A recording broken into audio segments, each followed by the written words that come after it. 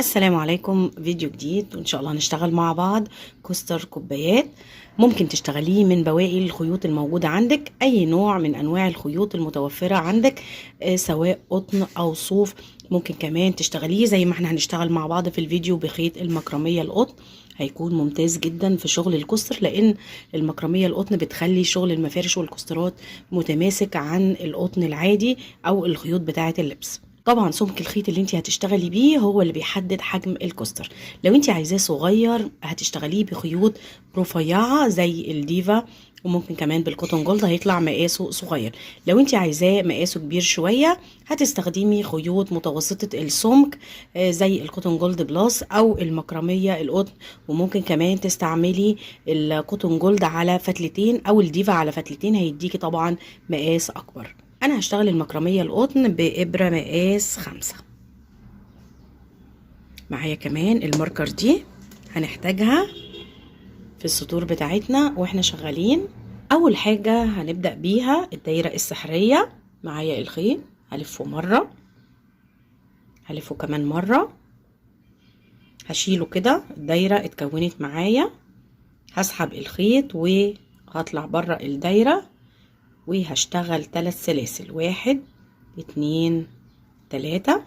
الكوستر بيتكون من 6 سطور، دي بداية السطر الأول، ارتفاع 3 سلاسل وسلسلة كمان، لأن أنا هشتغل بغرزة العمود بلفة، وبين كل عمود واللي بعده هياخد سلسلة. فالسلسلة الرابعة دي اللي هي بين العمود ده واللي بعده، أو الارتفاع واللي بعده، كده 4 سلاسل بداية السطر. هلف الخيط وهاجي جوه الدايرة وهشتغل عمود بلفة، وبعدين سلسلة في نفس المكان، عمود بلفة، سلسلة، عمود بلفة.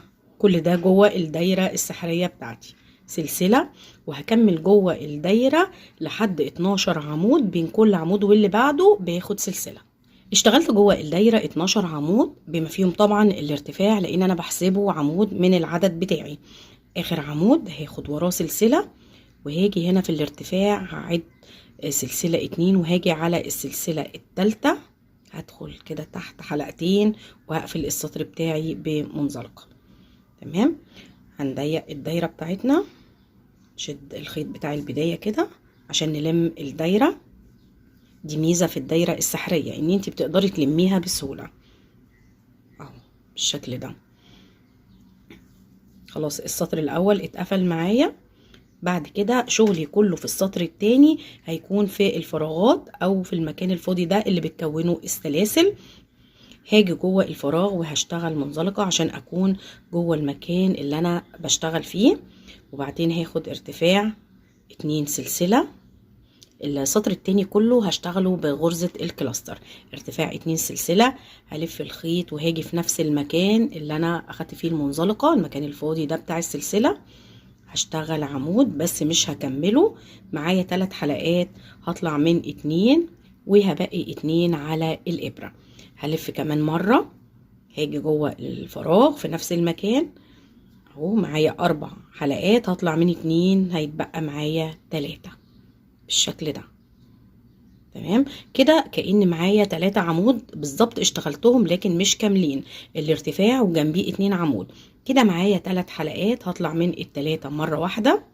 كونت اول غرزة كلاستر، وبعد كده هشتغل 2 سلسلة. هلف الخيط على الابرة، هاجي على الفراغ اللي بعده وهشتغل غرزة كلاستر جديدة بتتكون من 3 عمود لكن مش هكملهم للاخر. بعد ما لفيت الخيط هاجي هنا في المكان ده اهو، سحبته، معايا 3 حلقات هطلع من 2. كمان مرة هلف الخيط وهسحب وهطلع من حلقتين هيتبقى 3.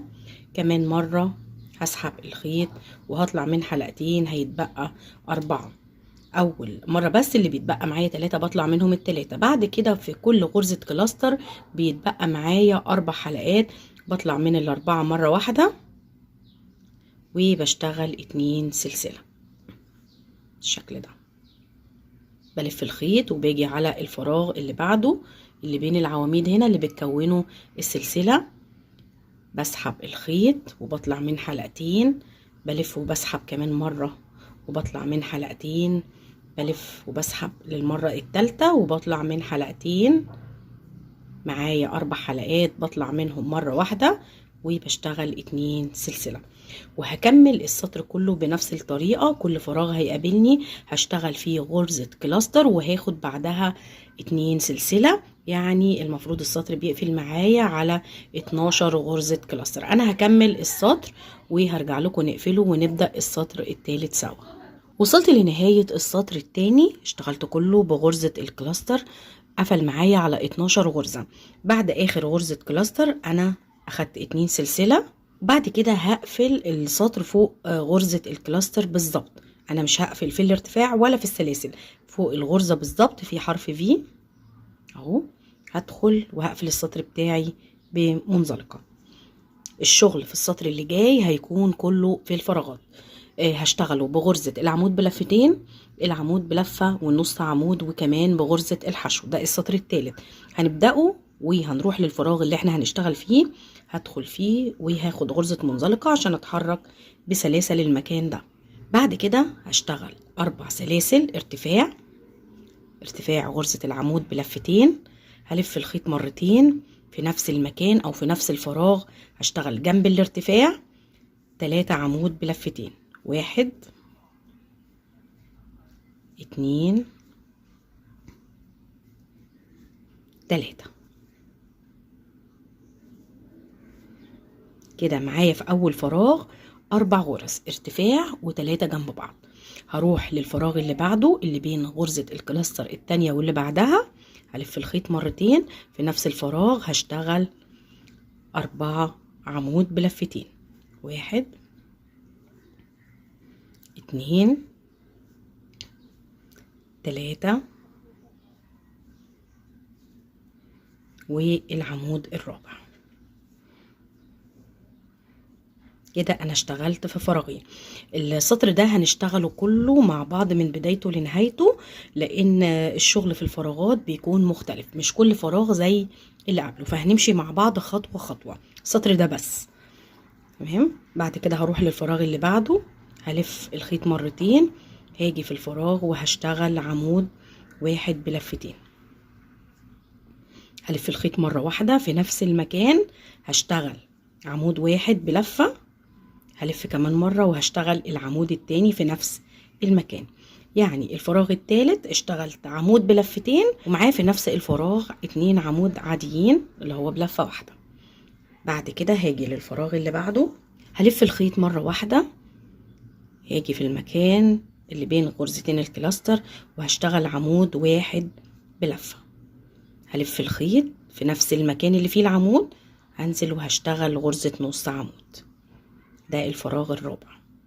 بعد كده هلف الخيط، هاجي في الفراغ الخامس وهشتغل 3 غرزة نص عمود في نفس المكان. بلف الخيط مرة، بسحبه وبطلع من ال3 حلقات مرة واحدة، كمان مرة بطلع من ال3 حلقات، كمان مرة بطلع من ال3 حلقات بالشكل ده. باجي للفراغ اللي بعد كده، وده هيكون السنتر بتاع ورقة الشجر بتاعتي او المكان اللي بيكون فيه التزايد. هلف الخيط مرتين، هاجي في المكان ده اللي هو الفراغ رقم 6، هشتغل 2 عمود بلفتين، 1 2 عمودين بلفتين كده، وبعدين 2 سلسلة في نفس المكان. هرجع وهشتغل 2 عمود بلفتين كمان. اول عمود هلف مرتين وهشتغل العمود التاني. يبقى جيت في السنتر او في الفراغ رقم 6 واشتغلت 2 عمود بلفتين، 2 سلسلة، 2 عمود بلفتين. خلاص كده الورقة الشجر بدأت تظهر معايا.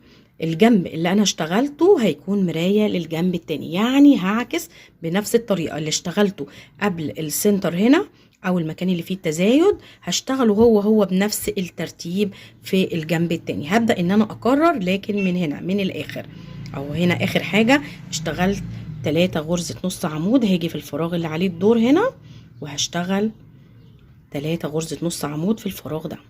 هلف الخيط وهطلع نص عمود، اوريها الف مره واحده، غرزه نص عمود، هطلع من الثلاث حلقات مره واحده، كمان مره، بعدين مره كمان.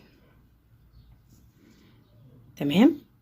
الفراغ اللي بعده هعكس برضو، هلف وهشتغل غرزه نص عمود وجنبها عمود بلفه. هكمل بنفس الطريقه، عمود بلفه، الفراغ اللي بعده اهو عمود واحد وجنبيه عمود كمان، كده 2 عمود بلفه، وجنبهم عمود بلفتين في نفس المكان بالشكل ده. بعد كده الفراغين اللي بعد كده هنعكسهم زي ما هما، 4 غرزة عمود بلفتين في نفس المكان. اول فراغ اهو 4 عمود بلفتين، 1 2 3 4.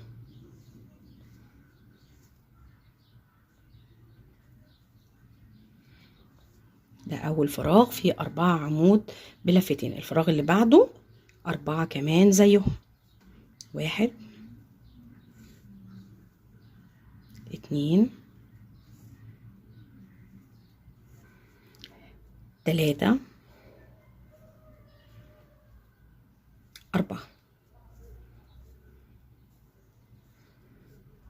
تمام كده عكسنا الجنب ده بقى زي الجنب ده بالظبط. بصوا شكل ورقة الشجر بدأت تتكون شوية او بدأت تاخد الشكل بتاعها. باقي معايا هنا فراغ في النص، الفراغ اللي في النص ده اللي هيكون المركز التاني لورقة الشجر او المكان اللي بنعمل فيه الفرع بتاع ورقة الشجر. ده الورقة من تحت ودي هيكون المكان ده من فوق، الفراغ الفاضي ده. بعد اخر غرزة عمود بلفتين هشتغل 2 سلسلة، هاجي على الفراغ ده هلف وهشتغل فيه نص عمود، يعني هطلع من الثلاث حلقات مرة واحدة كده. بعد النص عمود هشتغل حشو، وبعدين في نفس المكان نص عمود كده، وبعد النص عمود هشتغل 2 سلسلة وهقفل السطر. هنقفل السطر في السلسلة رقم 4 من الارتفاع، 1 2 3 4 هدخل وهشتغل منزلقة كده. السطر الثالث اتقفل معايا. هناخد ارتفاع 3 سلاسل عشان نبدأ السطر رقم 4، وفوق ال3 سلاسل هشتغل سلسلة كمان، يعني بداية السطر الرابع بتاعي بيبدأ ب4 سلاسل.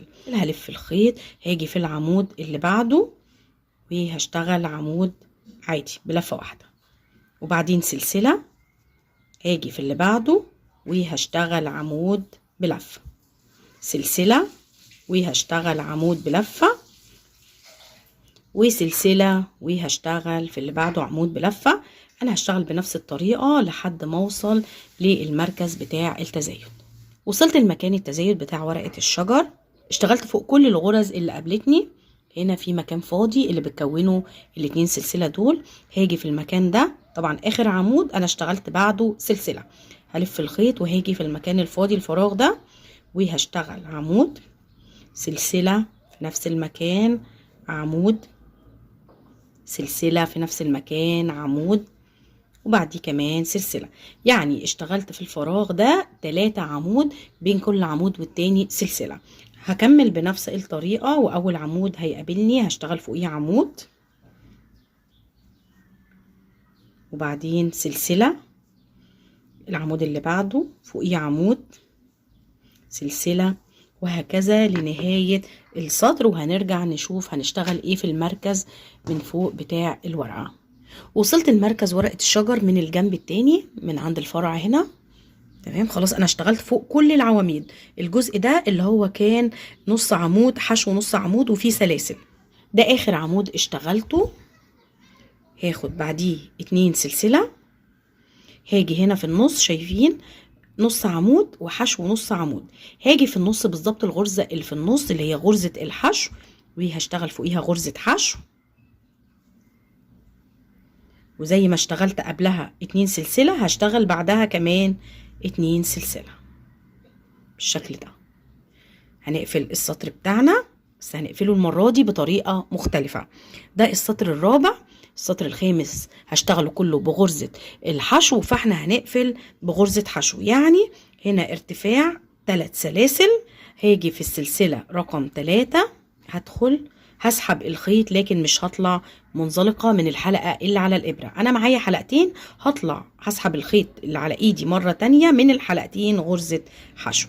دي بداية السطر رقم 5، لأن السطر رقم 5 أنا هشتغله كله بغرزة الحشو، لكن هشتغله في الحلقة الخلفية. قبل ما نبدأ شغل السطر ده هو اللي هنحط فيه العلامات، لان انا هشتغل فيه بطريقة مختلفة. هنشوف هنحط العلامة فين. معايا المركز بتاع الورقة من تحت او المكان اللي فيه التزايد. انا مش هاجي ناحية غرز التزايد خالص، وهعد من بعد التزايد من كل جنب 1 2 3 4 5، وهاجي في العمود رقم 6 وهحط العلامة بتاعتي بالشكل ده. شايفين انا مشيت ازاي؟ هنيجي في الجنب التاني من بعد غرز التزايد هنا، وهعد عمود 2 3 4 5، وهاجي في العمود رقم 6 هحط العلامة بتاعتي. بصوا الشكل بقى كده. شايفين انا حطيت العلامتين فين؟ بالشكل ده. خلاص هنبدأ السطر الخامس زي ما قلنا، بدأناه بغرزة حشو من غير ارتفاعات ولا اي حاجة. انا قفلت بغرزة حشو اصلا. تمام. هنيجي بعد كده السلسلة اللي هي السلسلة الرابعة اللي انا كنت اخداها بعد ال3 سلاسل ارتفاع. هاجي في الحلقة الخلفية وهشتغل حشو. بعد كده هيقابلني العمود اللي بعدها، هاجي في الحلقة الخلفية وهشتغل حشو. بعد كده السلسلة اللي بين العواميد هاجي في الحلقة الخلفية بتاعتها وهشتغل فيها حشو. وهشتغل في الحلقة الخلفية لكل الغرز والسلاسل اللي هتقابلني لحد ما اوصل للعلامة وهرجع لكم تاني. اشتغلت بغرزة الحشو في الحلقة الخلفية على الجزء ده كله، اشتغلت كمان في السلاسل، وصلت للعلامة اللي انا حطاها هنا في العمود رقم 6 من بعد مركز التزايد هنا. خلاص العمود ده انا اشتغلت فوقيه غرزة حشو في الحلقة الخلفية اللي هو فيه العلامة نفسه، اشتغلت فيه اهو غرزة حشو في الحلقة الخلفية. بعدي السلسلة اللي بعده وباجي في العمود بشتغل غرزة حشو في الحلقة الخلفية.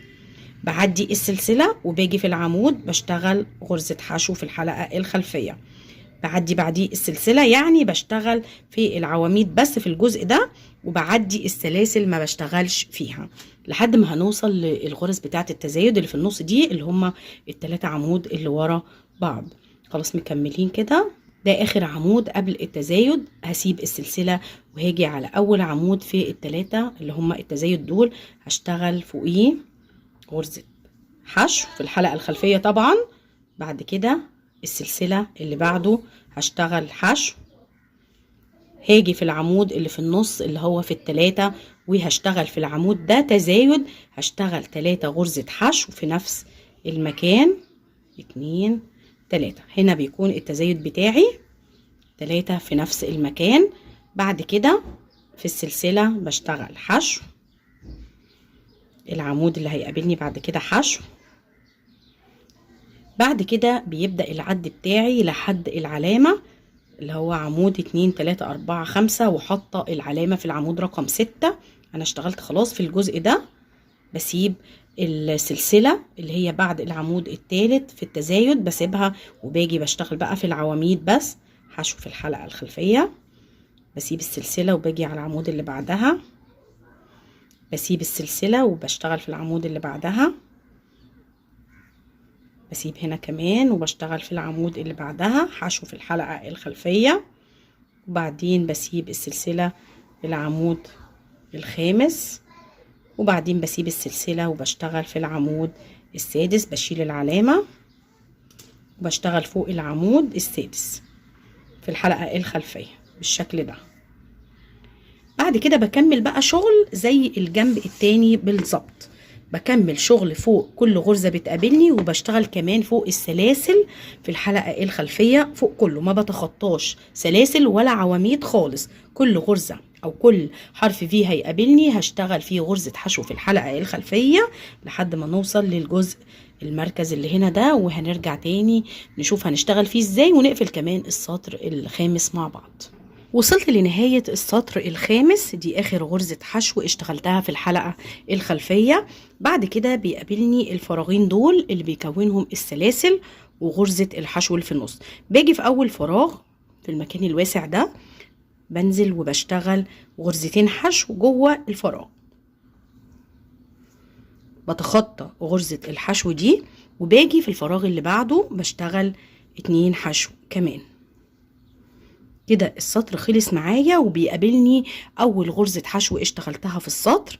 انا مش هقفل، انا هشتغل يعني زي حلزوني كده، انا هقفل السطر وفي نفس الوقت هبدأ السطر الجديد من غير ارتفاعات، لان السطر رقم 6 هشتغله برضو كله بغرزة الحشو لكن في الحلقتين، وكمان هشتغل معاه غرزة بيكو لتزيين الاطراف بتاع ورقة الشجر. اول غرزة حشو في السطر هدخل فيها وهشتغل غرزة حشو على طول، مش هعلم ولا حاجة لان انا خلاص مش هقفل السطر ده اخر سطر. هاجي على الغرزة اللي بعدها وهشتغل حشو كمان تحت الحلقتين. الغرزة التالتة هشتغل فيها حشو، وفوق الغرزة التالتة هشتغل 3 سلاسل عشان اشتغل غرزة البيكو. 3 سلاسل، بنزل على الحلقة الامامية لغرزة الحشو والضلع الجانبي التاني. شوفوا انا بدخل فين، اهي الحلقة الامامية كده، وباخد معاها الضلع بتاع غرزة الحشو، الضلع التاني. معايا 3 حلقات على الإبرة، بطلع من ال3 منزلقة كده. تمام. باجي على الغرزة اللي بعديها حشو، التانية حشو، التالتة حشو، الرابعة كمان حشو، وفوق الرابعة هشتغل غرزة بيكو 3 سلاسل، وبنزل على الحلقة الأمامية لغرزة الحشو والضلع الجانبي دول. شايفين الحلقتين دول باخدهم على الإبرة كده، والحلقة اللي على الإبرة زي ما هي معايا 3، بطلع من ال3 مرة واحدة منزلقة.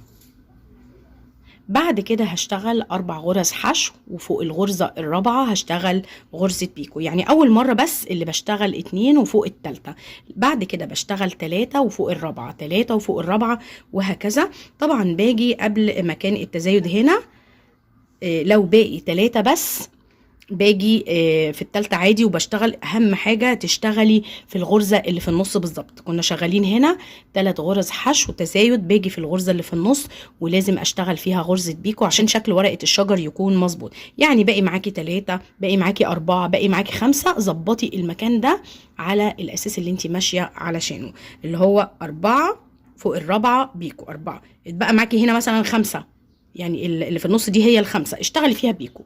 بس لازم تيجي في الجنب التاني وتسيبي نفس العدد اللي سبتيه في الجنب ده، لازم الجنبين يكونوا زي بعض بالظبط. انا هكمل شغل السطر السادس كله بنفس الطريقة، وهنرجع نشوف اخر جزء هنشتغله ازاي. وصلت لنهاية السطر السادس، الشكل زي ما انتم شايفين.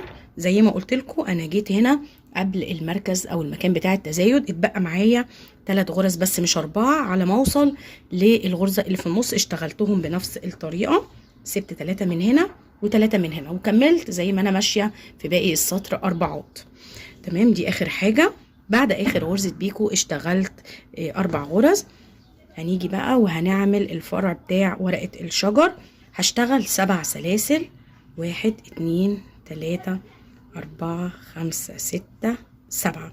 طبعا طول الفرع ده انت اللي بتحدديه، يعني لو عايزاه اقصر من كده اشتغلي عدد سلاسل اقل، لو عايزاه اطول طبعا زودي عدد السلاسل. بشتغل في ظهر السلسلة، بسيب غرزة وباجي على التانية في الحلقة اللي في الظهر. ممكن طبعا تشتغلي زي ما احنا متعودين نشتغل في حلقة من السلسلة، لكن لو اشتغلتي في الظهر هيكون شكلها اجمل. شايفين الحلقات اللي في الظهر دي اهي، باجي وبشتغل فيها. طبعا بسيب غرزة ارتفاع وبشتغل بغرزة الحشو. اول غرزة، هي الحلقة اللي في الظهر دي بتكون ضيقة شوية. اول غرزة، الغرزة التانية، تالتة، أربعة، خمسة، ستة. بصوا الفرع اهو. باجي في الغرزة اللي بعد اللي انا اشتغلت فيها اخر غرزة حشو، بدخل وبقفل السطر بتاعي بمنزلقة، دي نهاية السطر، وباخد غرزة للتثبيت، وبعد كده بفصل الخيط.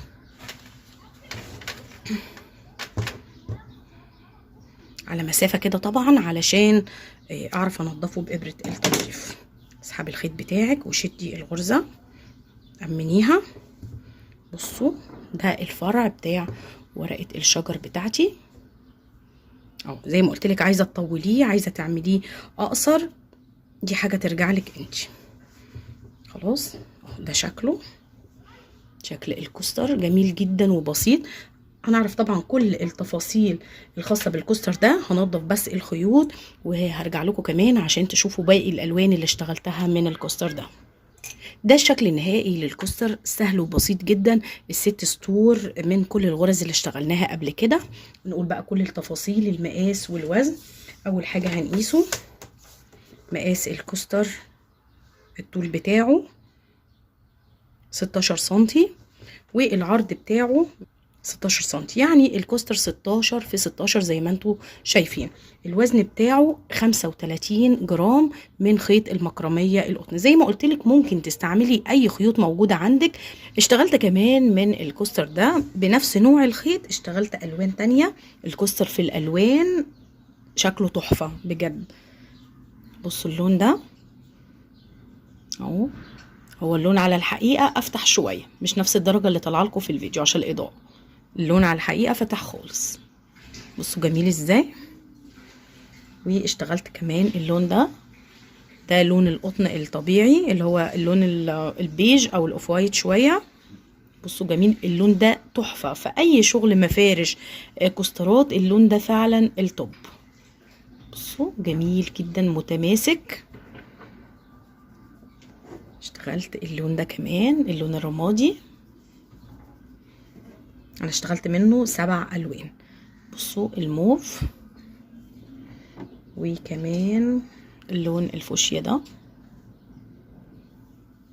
واخر لون ده الكوستر السابع، اللون المستردة اهو، فوايت، وده فيروزي، واللون اللي اشتغلنا بيه في الفيديو، والفوشيا، وكمان الرمادي. اتمنى ان شاء الله ان هو يكون عجبكم. هستنى رايكم في التعليقات. لو عجبكم الفيديو دوسوا لايك، واللي لسه بيشوفني لاول مره وما عملش اشتراك يدوس على كلمه اشتراك او سبسكرايب الموجوده تحت الفيديو، وكمان يفعل الجرس علشان يوصلوا كل جديد من الفيديوهات اللي بتنزل على القناه. والسلام عليكم ورحمه الله وبركاته.